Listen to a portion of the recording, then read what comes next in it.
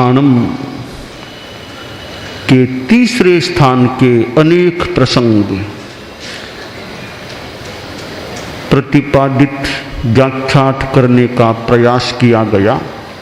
अब हम चौथे स्थान में आ रहे हैं।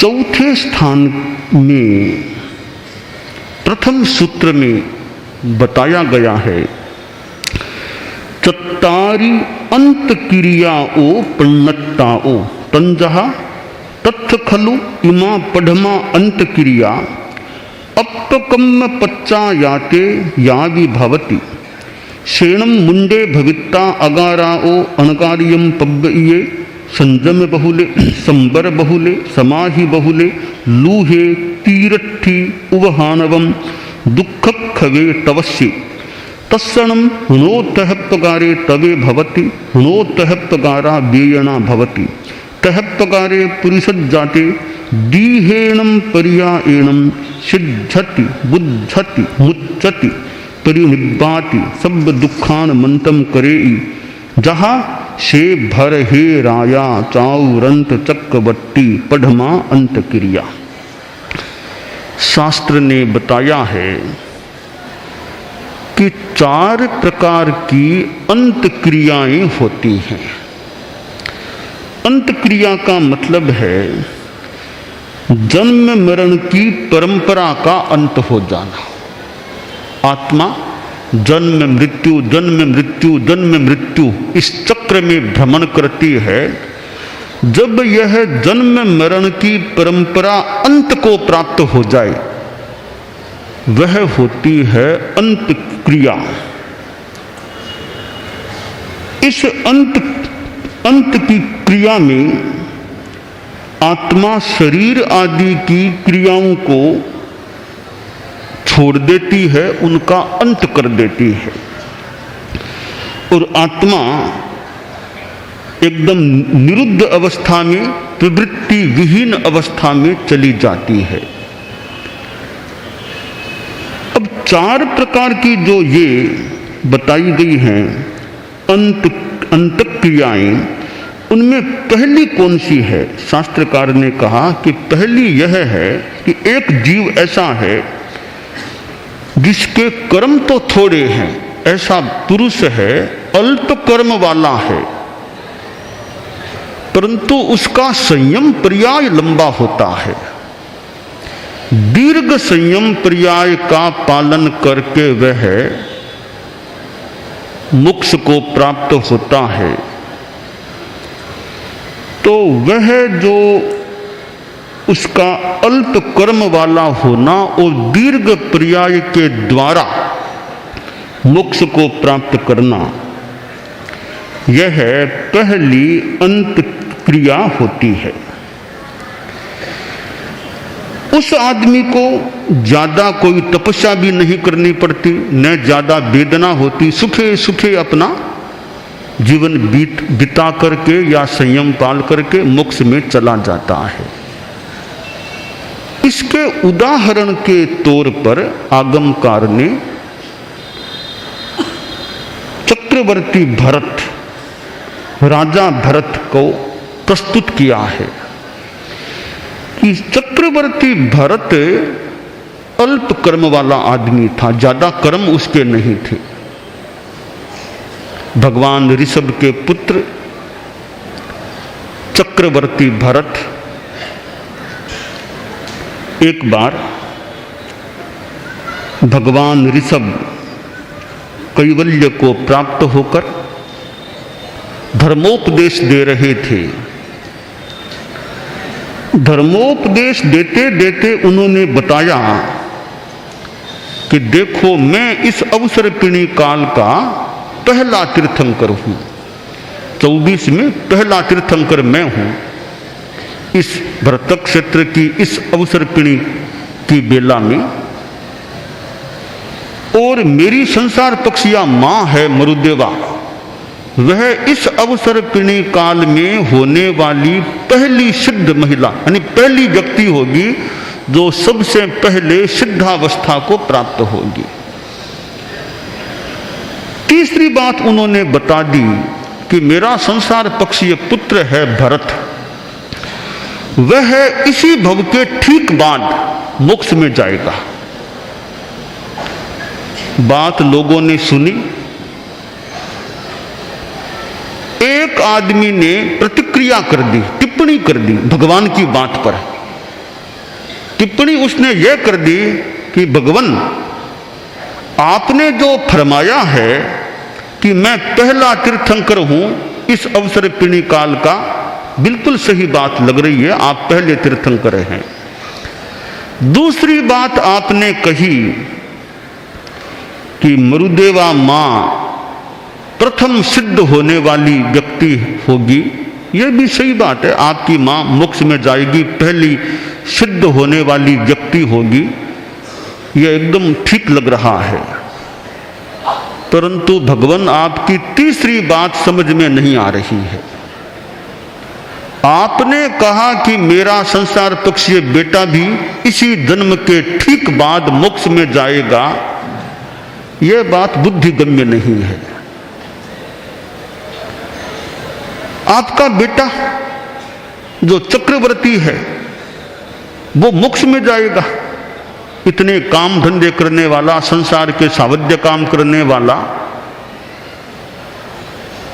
वह मोक्ष में जाएगा, यह हमारी समझ में बात नहीं आ रही है। अब कोई आपका बेटा है इसलिए आपने उसका नाम उछाल दिया, यह तो कोई संगत की बात नहीं होती है। अपने बेटे का नाम आगे कर दिया आपने। और कहावत तो यह है, राजेश्वरी नरकेश्वरी। तो राजा भरत जो चक्रवर्ती है वह नरक में जाए, यह बात तो फिर भी समझ में आ जाए कोई कहे तो, पर मोक्ष में जाए यह बात महाराज बैठती नहीं है। भगवान तो शांत विराजमान थे। भरत ने यह बात सुनी कि मेरे बारे में, मेरे को लेकर भगवान की वाणी पर शंका की गई है। भगवान तो झूठ बोलते नहीं है कभी। झूठ तो हम गृहस्थ भले बोल दें, पर भगवान तो झूठ कभी बोल नहीं सकते, वो तो वीतराग पुरुष हैं। उनकी बात पर कोई टिप्पणी करता है, यह तो बिल्कुल गलत बात है। राजा भरत तो अनुशासन का डंडा भी रखने, वो तो गृहस्थ आदमी था, चक्रवर्ती था। उसने उस आदमी को बुलाया जिसने प्रतिक्रिया की थी। कहा, रे तुमने क्या कहा था? वो बेचारा कांप गया, अरे मुझे अब क्या पता, क्या दंड देंगे क्या पता। कहा नहीं नहीं नहीं नहीं, बोलो तुमने क्या कहा था? मेरे पिता श्री तीर्थंकर भगवान की बात पर तुमने कोई टिप्पणी की? बेचारा कांपता हुआ बोला, थोड़ा सा बोला था। क्या बोला था? कि मैंने यही कहा था कि उन्होंने कहा कि मेरा संसार पक्षीय बेटा मोक्ष में जाएगा इसी भव के बाद। तो मैंने कहा वो तो राजा है, इतने सावध्य काम करने वाला, वो मोक्ष में जाएगा, यह बात समझ में नहीं आती। तो भरत ने कहा, देखो एक काम करो, मैं तुम्हें एक तेल से भरा हुआ कटोरा दे रहा हूं। यह तेल से भरा हुआ कटोरा तुम हाथ में लेकर के इस अयोध्या नगरी में घूमो, घूम करके मेरे पास आओ। अगर एक भी बूंद तेल की नीचे गिर गई है तो वहीं तुम्हारा कत्ल कर दिया जाएगा। ले जाओ, घूमो इसको हाथ में लेकर। आदेश तो पालना ही था। तो कटोरा हाथ में ले लिया। उधर भरत ने व्यवस्था कर दी, जगह जगह उसका जो गंतव्य मार्ग था, जगह जगह नाटक, नृत्य, ऐसे प्रोग्राम शुरू करा दिए। अब वह व्यक्ति वो तेल का कटोरा लेकर के जा रहा था, चलते चलते आखिर वापिस वह भरत के पास आ गया। भरत ने निगाह की, कोई बूंद नीचे गिरी या नहीं, जानकारी मिली एक भी बूंद नीचे नहीं गिरी, बिल्कुल अच्छी तरह ये आ गया है। तो भरत ने पूछा, बताओ भैया, भरा हुआ कटोरा, तेल का कटोरा, एक भी बूंद नीचे नहीं गिरी।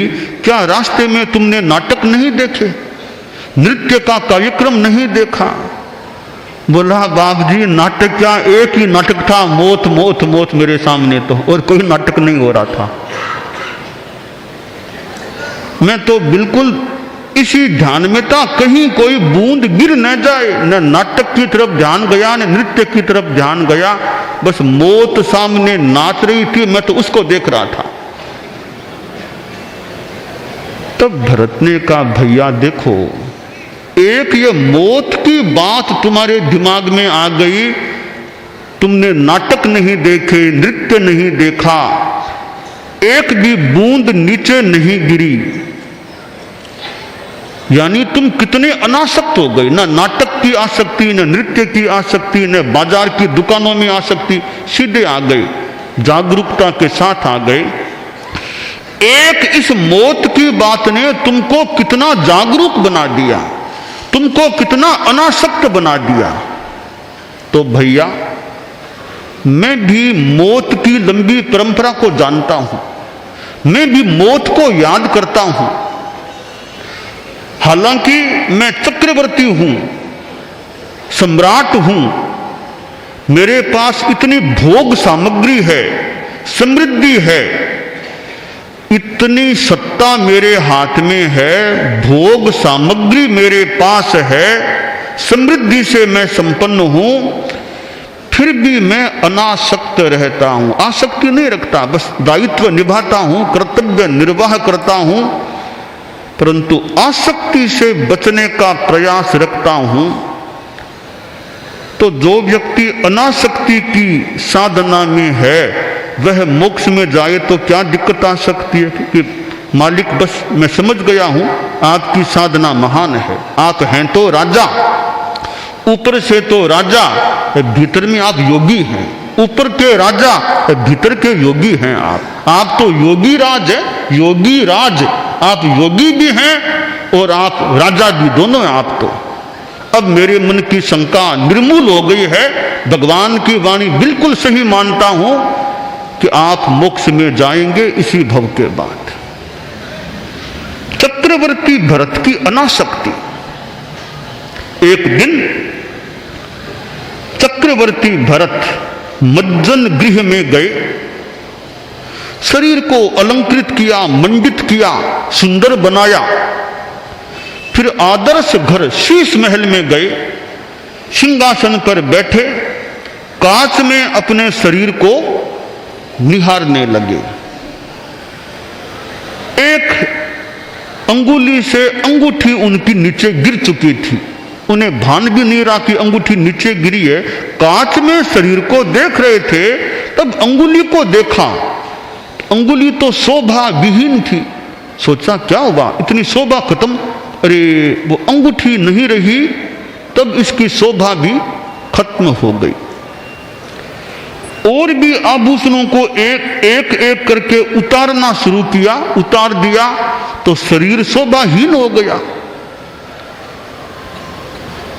उस आदर्श घर में शरीर को देख रहे थे और उनके भावों में कोई ऐसी उन्नति हुई, उन्होंने सोचा अरे यह शरीर तो पुद्गलों से शोभायमान हो रहा था, ये आभूषणों के पुद्गल पहने हुए थे, तब मेरा शरीर कितना शोभायमान हो रहा था, और ये आभूषण उतरे तो मेरा शरीर निशोभ हो गया, शोभा रहित हो गया। यह तो पुद्गलों का जगत है, इनमें तो आसक्ति होनी ही नहीं चाहिए। कर्म उनके थोड़े थे, अल्प क्रम वाली आत्मा थी तो आसानी से गहराई में चली गई। आदर्श घर में तो, कांच में तो और भी लोग अपना चेहरा देखते होंगे, परंतु भरत के कर्म हल्के थे, थोड़े थे, अल्प कर्म वाला व्यक्ति था, इसलिए उनके भीतर का वैराग्य भाव बहुत पुष्ट हो गया। परिणाम धारा उच्च उच्चतर उच्चतम बनी, मोहनीय कर्म को क्षीण किया, 12वें गुणस्थान में पहुंचे, फिर 13वें गुणस्थान का स्पर्श और 3 अन्य घाती क्रमों का भी नाश हो गया और वहीं उस जगह पर आदर्श घर में आश्रय भरत केवल ज्ञानी बन गए। तो अल्प कर्म वाले थे परंतु उनका लगता फिर संयम पर्याय लंबा रहा, आखिर वे मोक्ष में चले गए। तो यह उदाहरण है अल्प कर्म वाला और दीर्घ संयम पर्याय से मोक्ष को प्राप्त करने वाला मनुष्य। तो आदमी 4 प्रकार के होते हैं इस मोक्ष के संदर्भ में। एक आदमी ऐसा होता है जिसके कर्म तो अल्प होते हैं पर संयम पर्याय दीर्घ होता है। वह न तो कोई घोर तपस्या करता न घोर वेदना सहता, आसानी से मोक्ष में चला जाता है। दूसरा आदमी महाकर्म वाला होता है और अल्प संयम पर्याय से कर्मों को तोड़ देता है। तीसरा महाकर्म वाला होता है, दीर्घ पर्याय में कर्मों का नाश करता है। चौथा अल्प कर्म वाला होता है और अल्प संयम पर्याय से मोक्ष को प्राप्त हो जाता है। तो 4 प्रकार जो हैं इनमें आज के वक्तव्य में पहले प्रकार पर प्रकाश डाला गया है कि अल्प कर्म वाला और दीर्घ संयम पर्याय, और इसका उदाहरण है चक्रवर्ती भरत। अनासक्ति की साधना थी और कर्म हल्के थे, आत्मा निर्मल थी, हलुकर्मी जीव था राजा भरत का, इसलिए वे ज्यादा वेदना नहीं, ज्यादा तपस्या नहीं, आसानी से केवल ज्ञान प्राप्त कर लिया। तो मनुष्य को, हम साधकों को, गृहस्थों को भी यह प्रयास करना चाहिए कि आसक्ति हमारी ज्यादा न हो। अनासक्ति के लिए कमल का उदाहरण पद्म पत्र निवाम्भसा, पद्म पत्र जहां पुम्मम जले जायम नोवलिप्पई वारिणा, जैसे पद्म है, कमल है, पानी से लिप्त नहीं होता, इसी तरह हमें चाहिए कि हम संसार में अपने परिकर में रहते हुए भी आसक्ति से जितना बच सके अपने आप को बचाने का प्रयास करना चाहिए। राजा भरत की विशेषता यह थी, इतने बड़े साम्राज्य का स्वामी होते हुए भी, चक्रवर्ती होते हुए भी, भगवान ऋषभ का पुत्र होते हुए भी कितना अनासक्त रहता था और किस प्रकार उन्होंने एक अंगुली की शोभा विहीनता को देखकर उच्चतम परिणाम धारा को प्राप्त कर लिया और केवल ज्ञानी भी बन गए। आदमी गृहस्थ जीवन में जीता है तो वहां कैसे जिए, एक दोहा आता है, जे सम दृष्टि जीवड़ा करे कुटुंब परिपाल, अंतर दिल न्यारा रहे जूं धाय रमावे बाल। कि सम्यक दृष्टि जीव हैं, श्रावक हैं, कुटुंब परिवार का भरण पोषण करते हुए भी, परिवार के साथ, परिवार के बीच रहते हुए भी वे अंतर मन में अनासक्त रहे। जैसे धाय माता, धाय माता होती है, बच्चे का लालन पालन, भरण पोषण, स्नान कराना, कितने काम कर देती है, तो अंतर मन में क्या सोचती है, बेटा लड़का मेरा नहीं है, लड़का मेरा नहीं, लड़का तो राजा का, सेठ का है, मेरा काम तो सेवा करना है। श्रावक यह सोचे परिवार की सेवा करना मेरा कर्तव्य है, पर मैं ज्यादा मोह में, आसक्ति में न जाऊं। ऐसा चिंतन श्रावक का रहे तो वो भीतर से हल्का बन जाता है और समय आने पर तो परिग्रह भी जितना छोड़ दे, अपने नाम से ज़्यादा चीज़ें न रखे, जितना कम हो जाए, मकान दुकान आदि आदि चीज़ें हैं, संपत्ति भी है, जितनी हो जाए, उम्र आ जाए 70-80 आ गए, अपना नाम फाइलों से जितना हटा दे उतना बढ़िया। न तो साइन करना पड़े, न झूठा साचा कुछ नहीं करना पड़े, अपना शुद्ध रहे। तो उम्र आ जाए ना 80 के आसपास, तो फिर तो जब फाइलों से जितने नाम अपने हटा ले, बेटे जाने वो जाने, मुझे कोई मतलब नहीं। वरना कहीं वो साइन करो वो करो, कहीं झूठी बात को भी साइन करो वो करो, क्यों कर्म बंदे अपने। तो एक उम्र 70 या 80 आ जाए, फिर फाइलों से जितना आदमी मुक्त हो जाए, बस ज़्यादा अपनी साधना में ध्यान रखे, धर्म ध्यान में ध्यान दे। है बहुत आसान काम है। अपना जो है सो खत्म किया, संपत्ति जितनी जरूरी उतनी मान लो रखी, बाकी सब विसर्जित कर दी, छोड़ दी।